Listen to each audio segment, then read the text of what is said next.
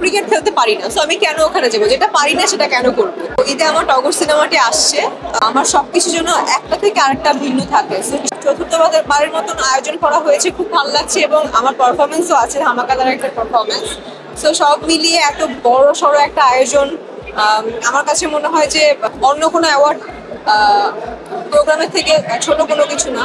Wifi এমন একটি পর্যায়ে যাবে যেটা আসলে আমরা আমাদের সকলকেই আসলে ছাপিয়ে যাবে। দেখুন, আমার সরাসরি আমি একটা কথা বলি, আমি যেটা পারি আমি সেটাই করি। আমি নাচতে পারি, আমি নাচ করি। আমি অভিনয় মোটামুটি একটু চেষ্টা করলে পারি, অভিনয় করি।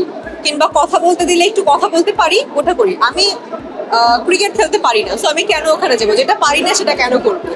সো আমার কাছে মনে হয় যে যখন যেটা পারবো কিংবা প্রপারলি আপনাদেরকে দেখাতে পারবো, অডিয়েন্সদেরকে দেখাতে পারবো, সেটা আসলে করব। আর যেটা না পারি সেটা করে আসলে ট্রোল হয়ে লাভ নেই।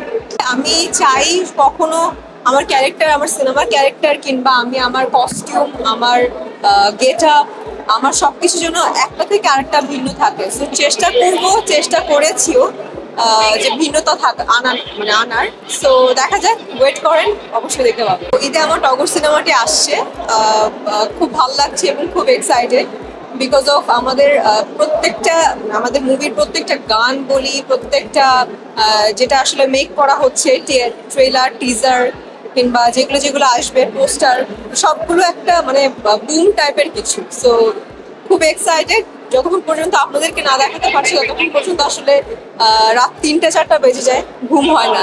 যখন আপনারা দেখবেন তখন আসলে মনে হয় শান্তি মতো একটু প্রপার ঘুম দিতে পারবো।